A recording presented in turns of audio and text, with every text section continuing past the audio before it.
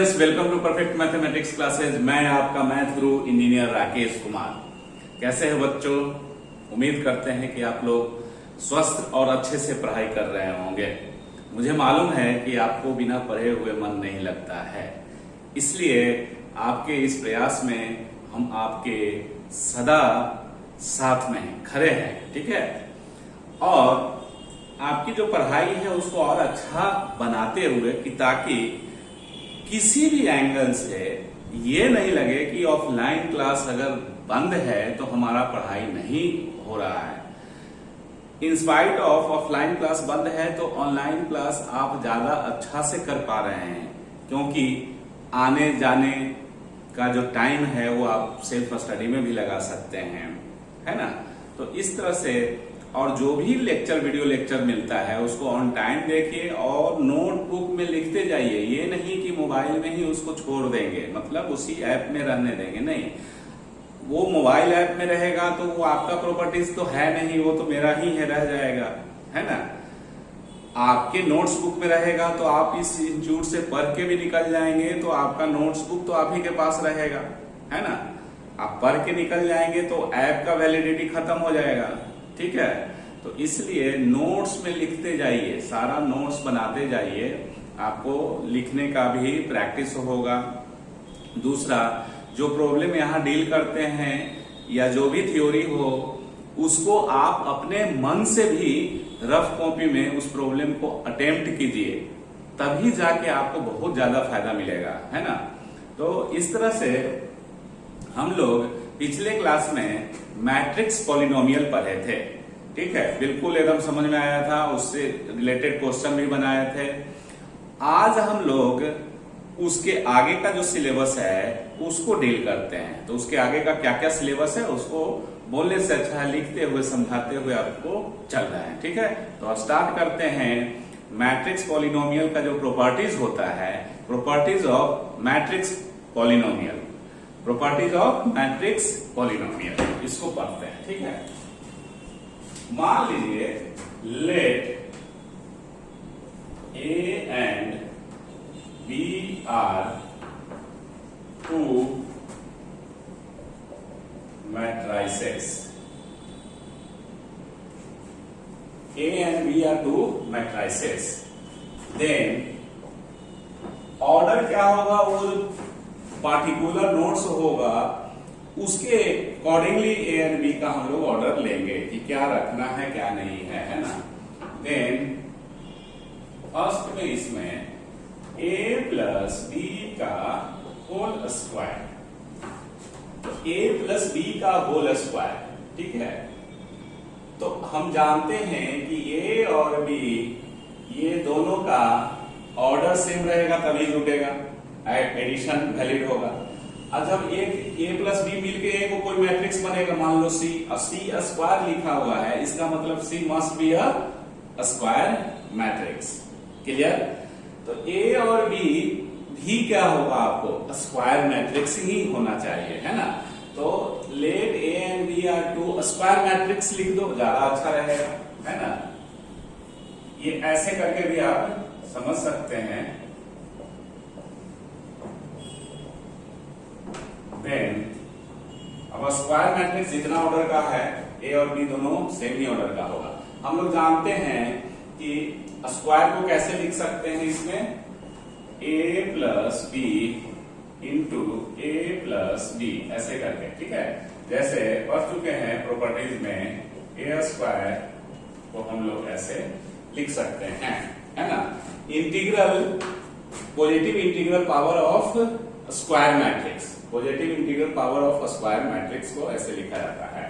तो A plus B भी क्या है, स्क्वायर मैट्रिक्स ही है। जब ए भी स्क्वायर मैट्रिक्स, बी भी स्क्वायर मैट्रिक्स, तो उसका रिजल्ट भी स्क्वायर मैट्रिक्स ही आएगा। तो इस तरह से लिख सकते हैं। अब इसको जो डिस्ट्रीब्यूटिव लॉ के अकॉर्डिंगली हम लोग ऐसे लिखेंगे, ए और dot A plus B plus B dot A plus B, clear. तो इस तरह से ठीक एकदम अलजेब्रा जैसा जा रहा है। तो इसको मल्टीप्लाई करेंगे तो ये आप डॉट दो या ना दो ऐसे करके लिखो, फिर बी ए फिर बी बी। आप इसको बड़े आराम से ए स्क्वायर लिख सकते हो, A B plus B A plus B square. तो ए प्लस बी का होल स्क्वायर मैट्रिक्स में where A and B are two square matrix, आपका ये रिजल्ट आता है। ठीक है, तो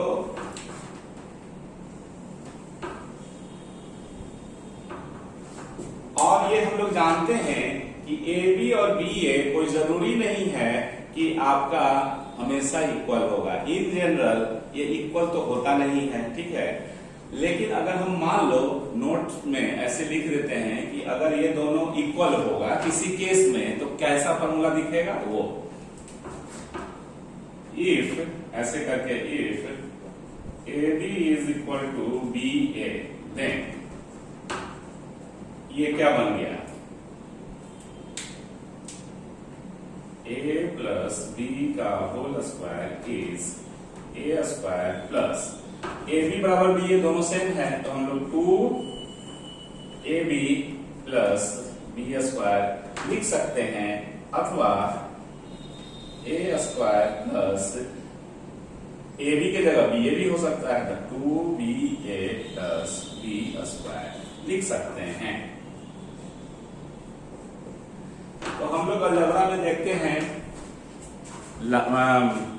कि a प्लस बी का होल स्क्वायर बराबर A square plus 2ab plus B square. तो उसके जैसा ये कब होगा, जब ए बी बराबर बी ए होगा। जब ये कंडीशन होगा तब आपको ये होगा, अन्यथा ये जनरलाइज्ड इसका a प्लस बी का होल स्क्वायर का फॉर्मूला आ गया।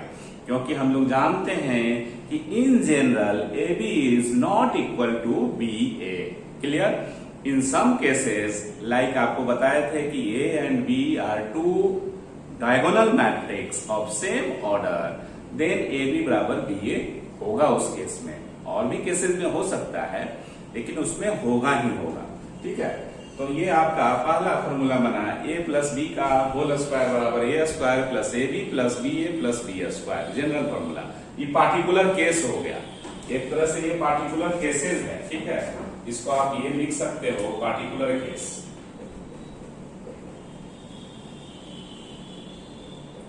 जब ऐसा होगा तो ऐसा दिखेगा। ठीक है, सिंपल फॉर्मूला है, कोई ये है नहीं। सेकंड में आप देखिए, सेकंड जो है, सेकंड इसका ये तो हेडिंग हो गया इसमें कि ए और बी टू स्क्वायर मैट्रिक्स है। देन पहला, दूसरा ए माइनस बी का होल स्क्वायर। तो हम लोग प्रूव करते हुए जाएंगे कि रिजल्ट क्या आता है। तो ए माइनस बी का होल स्क्वायर को हम लोग दो बार लिख सकते हैं, सेल्फ वाला, है ना। तो अब इसको क्या लिखाएगा, is equal to A into A minus B A plus B. इस तरह से अब A into A square minus A B minus B A minus B square. तो ए माइनस बी का whole square is equal to, ये general formula हो गया, A minus B का होल स्क्वायर। क्लियर? तो पार्टिकुलर केस में जो होगा वो, जब ए बी बराबर बी ए होगा तो क्या होगा, पार्टिकुलर केसेस,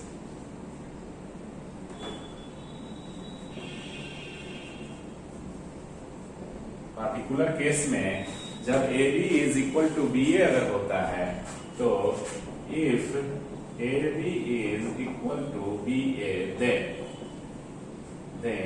ए माइनस बी का whole square is equal to, जब ये माइनस हो जाएगा, दोनों सेम होगा, तो minus 2ab minus B square, अथवा a माइनस बी का whole square A square minus 2ba minus B square. Either ये चाहे ये, दोनों में से कोई भी हो सकता है।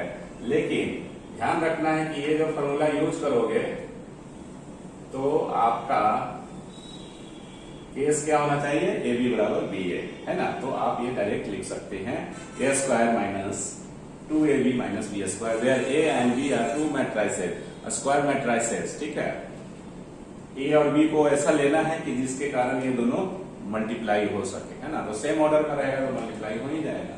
तो इस तरह से पहला, दूसरा, तीसरा जो फॉर्मूला है उसको लिखते हैं, तब तक इतना आप कॉपी कर लीजिए, ठीक है। Third property, a minus plus B और a माइनस बी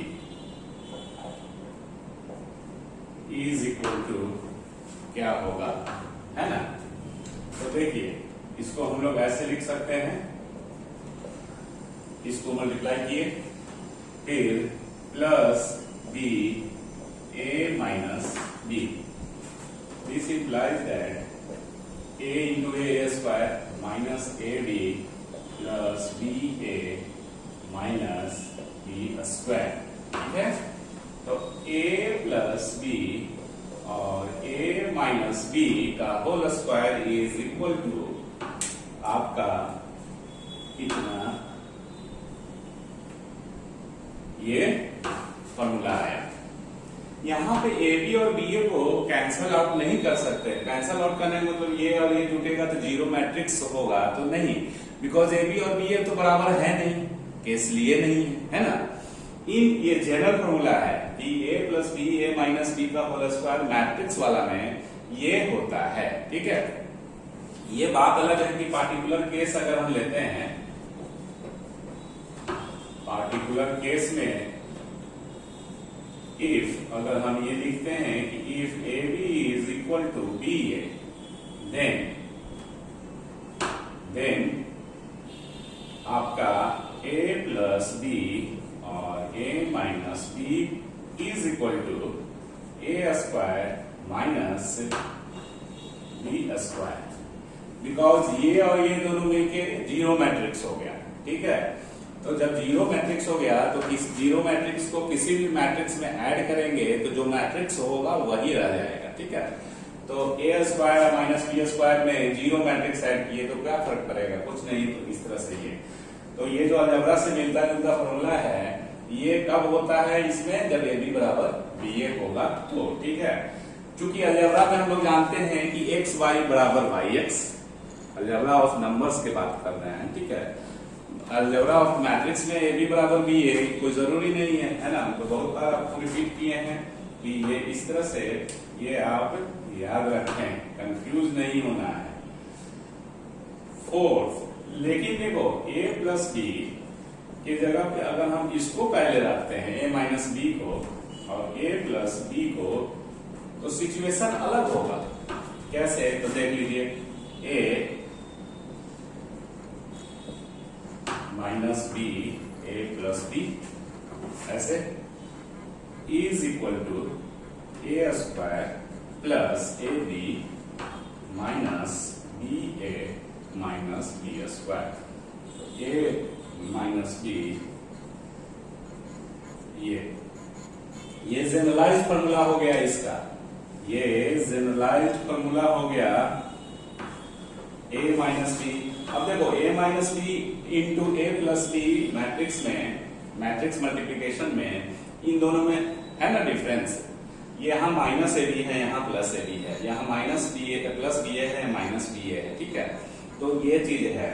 अगर हम पार्टिकुलर केस इसका लेते हैं, सपोज पार्टिकुलर केस,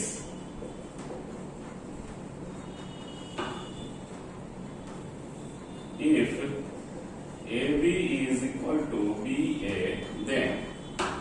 देन आपका ये क्या होगा, A minus B A plus B is equal to A square minus B square. ये तब होगा, ठीक है। इस तरह से ऑब्जेक्टिव क्वेश्चन में ये पूछा जा सकता है, पूछा जाता है कि A square minus B square बराबर ये, A square minus B square बराबर ये।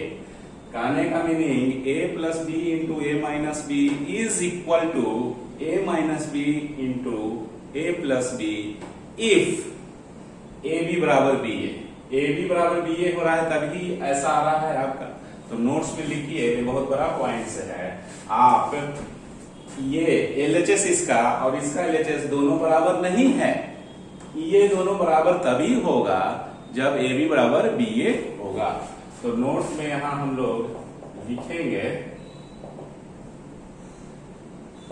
ए minus A plus B is equal to A minus B और ए प्लस बी। ये दोनों आपस में बराबर होगा, which is equivalent to A square minus B square, condition if A B is equal to B A. अन्यथा this is equal to this नहीं होगा अगर ए बी बराबर बी ए नहीं लेते हैं तो। ठीक है, आपको पूरा प्रूफ करते हुए हम लोग चले हैं। ठीक है, तो इससे क्या कहते हैं, ए plus B A minus B बराबर ये सारा आपका डिटेल्स जो था वो कंप्लीट हो गया। अब इस सब से रिलेटेड जो अभी पढ़े हैं उससे रिलेटेड कुछ जो बोर्ड एग्जाम में आया है या 2021 में आने का जिसका चांसेस रहेगा उस टाइप के प्रॉब्लम को बनाते हैं और समझते हैं। ठीक है, तो कुछ प्रॉब्लम को बना लिया जाए, इतना कॉपी कर लीजिए।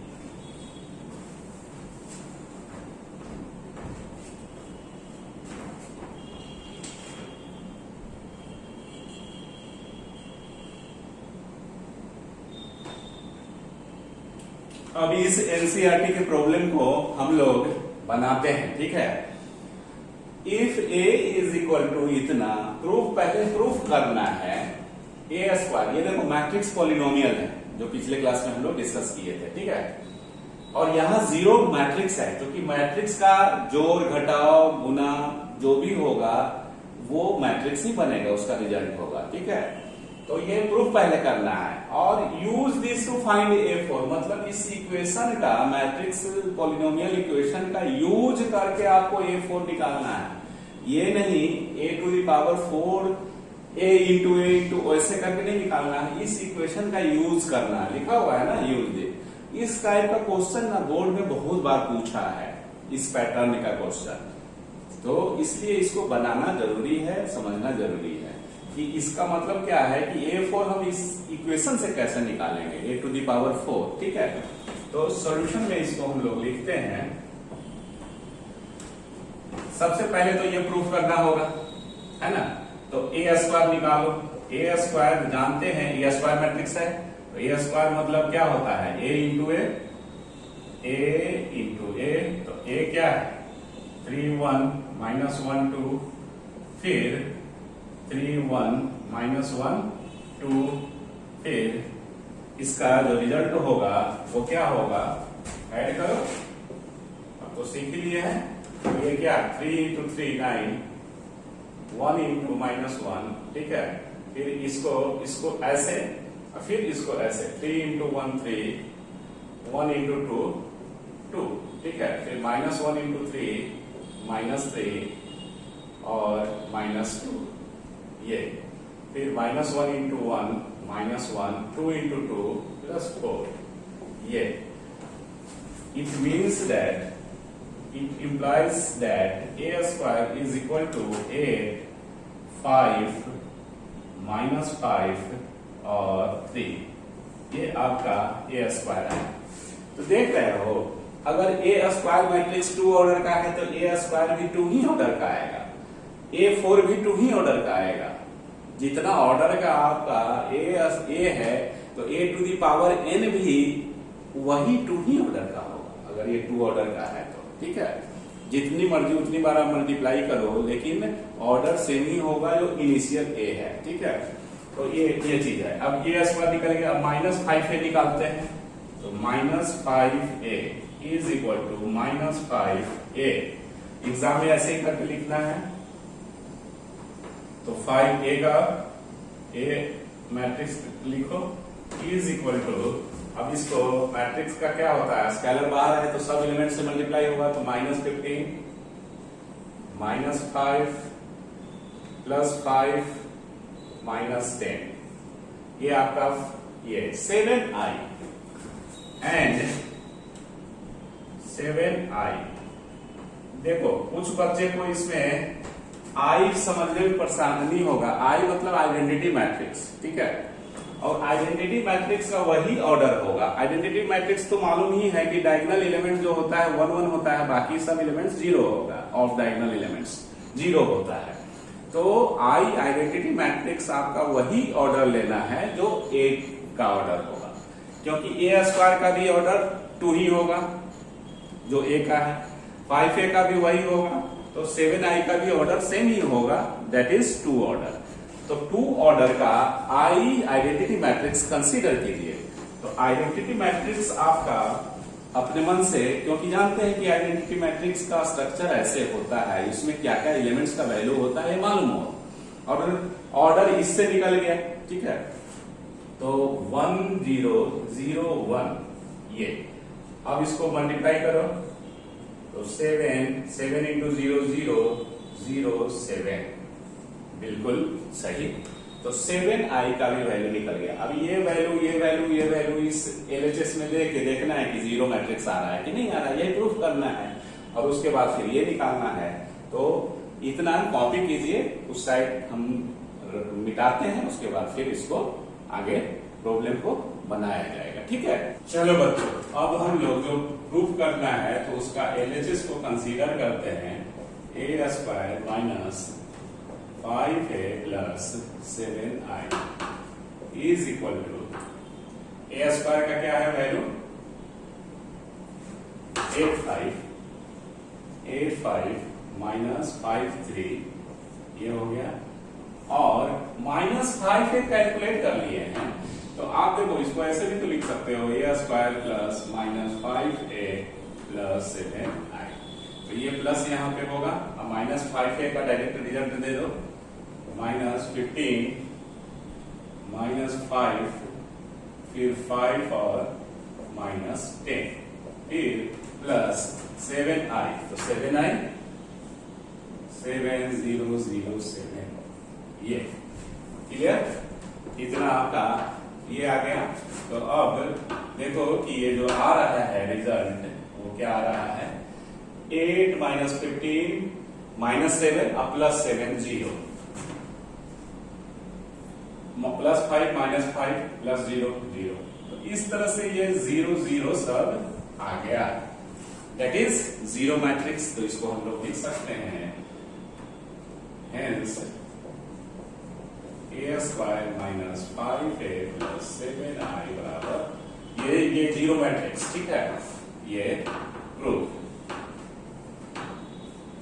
अब बोलता है कि इसी इक्वेशन का सहारा लेके a टू द पावर 4 निकालना है।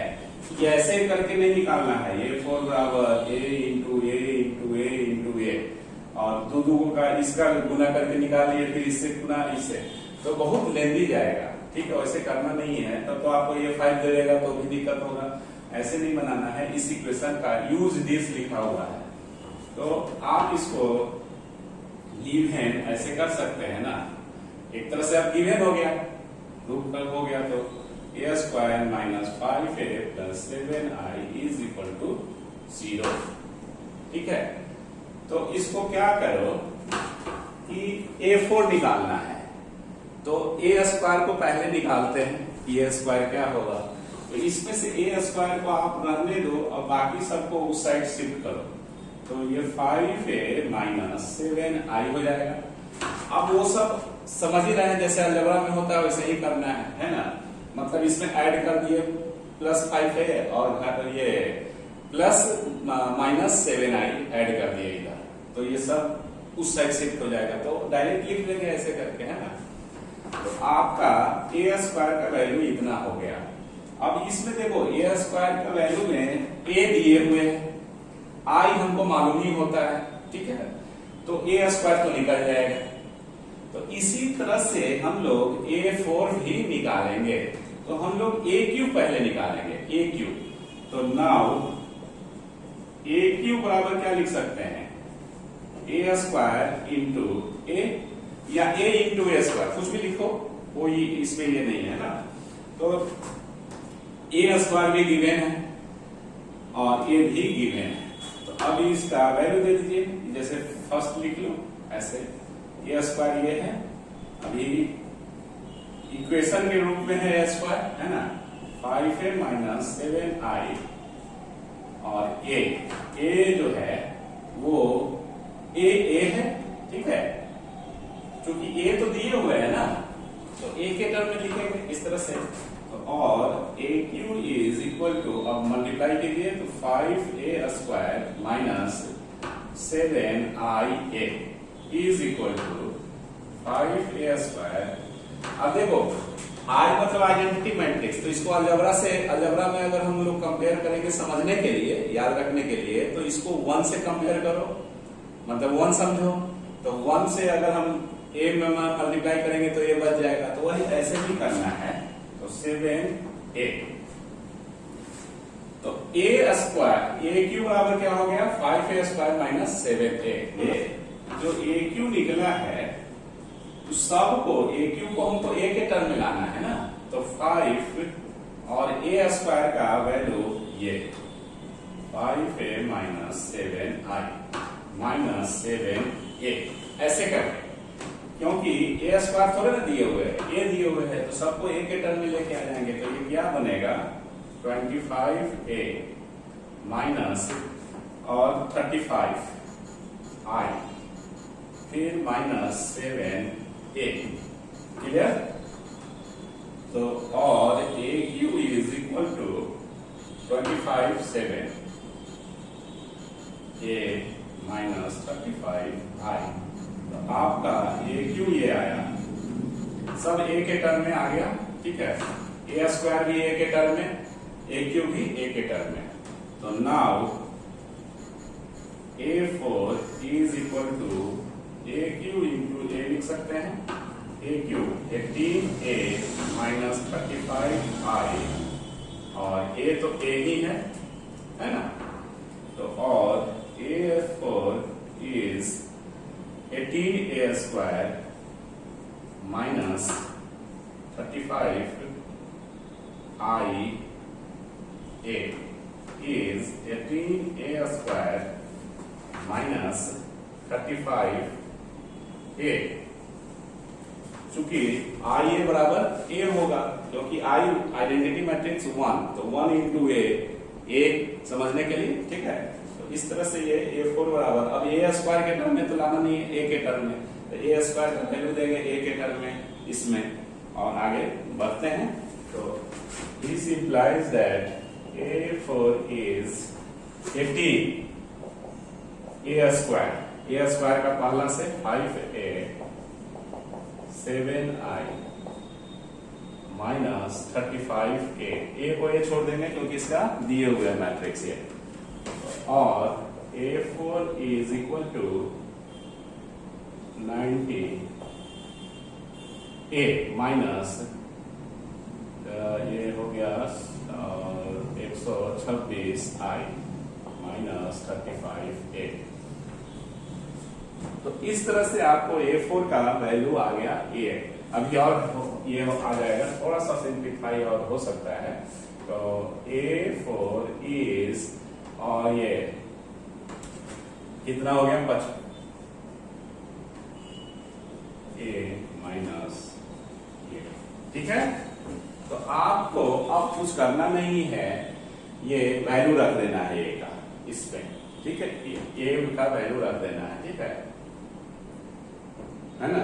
अब इसको बिठाएंगे तो आगे बढ़ेंगे, तब तक आप इसको जो है वो कॉपी कर लीजिए, ठीक है, और a4 इज इक्वल टू 55 और a 3 1 माइनस 1 2 ये दिए हुए था, माइनस 126, आई जान ही रहे हैं कि ए का जो स्ट्रक्चर है जितना ऑर्डर का उतना ही ऑर्डर का ये होगा, तो आई का वैल्यू आप 1001 लिख सकते हो, ठीक है, तो therefore a4 is equal to, अब ये सब कैलकुलेट करेंगे, तो ये कैलकुलेट करने पे 39 55 माइनस 55 माइनस 16 आया, ये है ना, ठीक है, तो इस तरह से एडिशन है, इसको ये 55 सब में आप मल्टीप्लाई करेंगे और 126 सब में मल्टीप्लाई करेंगे, ये आया, ठीक है, तो इसमें हम लोग को कैसे देख रहे हैं कि कैसे हमने बनाया है।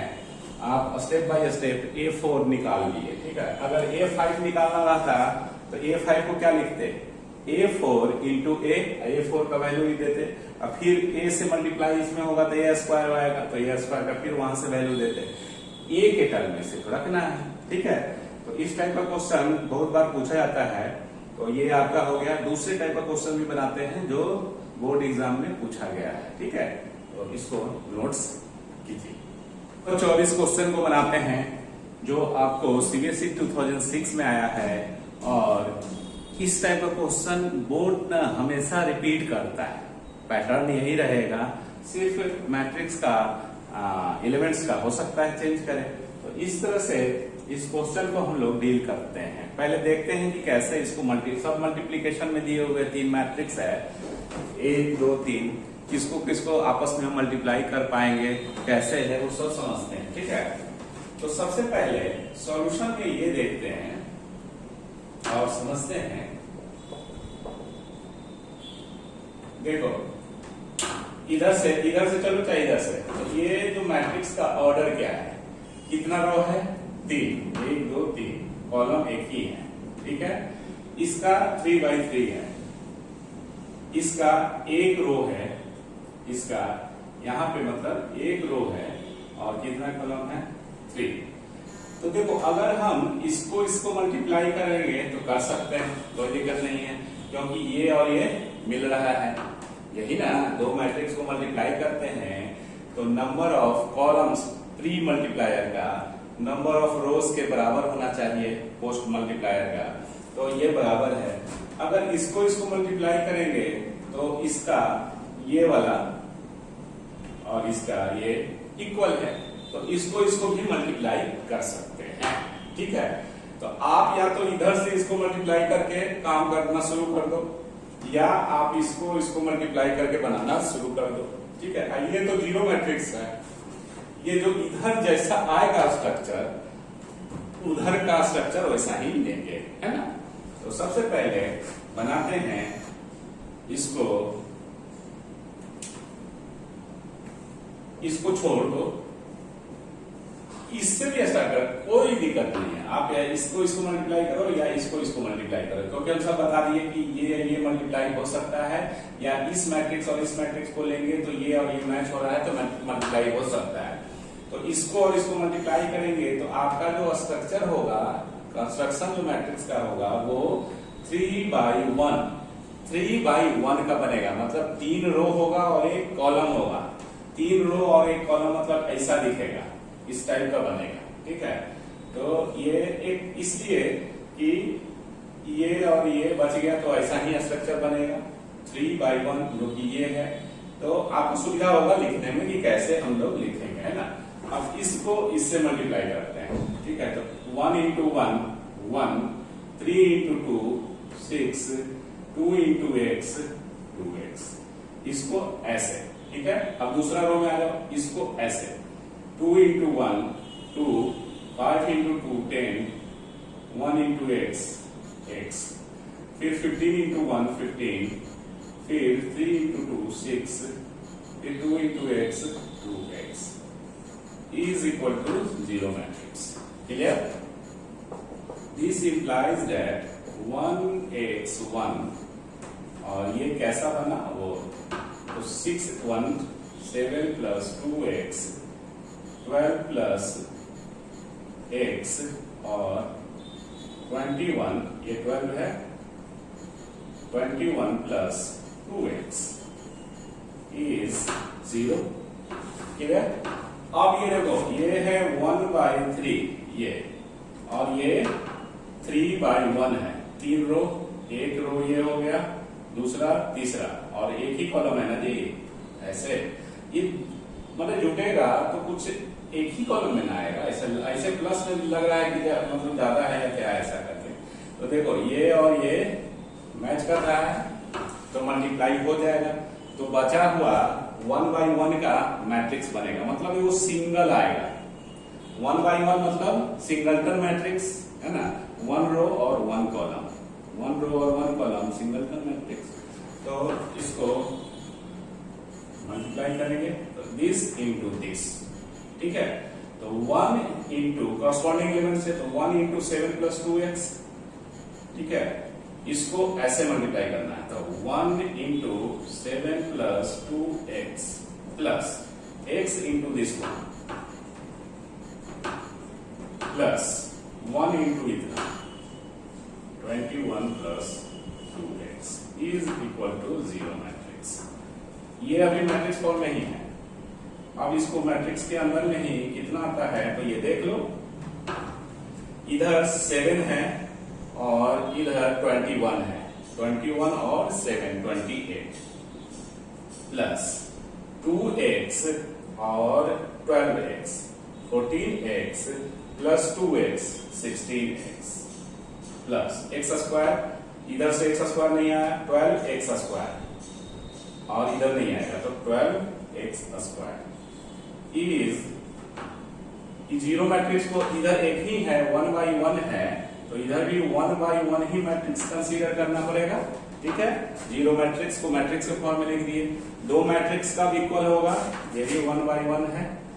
जब ऑर्डर सेम हो गया, ऑर्डर अपने हिसाब से लिए क्योंकि जीरो का स्ट्रक्चर नहीं दिए हुआ रहेगा। प्रॉब्लम में आइडेंटिटी मैट्रिक्स और जीरो मैट्रिक्स का आपको कंस्ट्रक्ट करके नहीं देगा, आपको इक्वालिटी ऑफ मैट्रिक्स एग्जिस्ट कर रहा है, यहाँ पे इक्वल इक्वल दिया हुआ है ना, तो इक्वल तभी ना होगा जब इसका ऑर्डर एलएचएस का मैट्रिक्स का और आरएचएस मैट्रिक्स का बराबर होगा।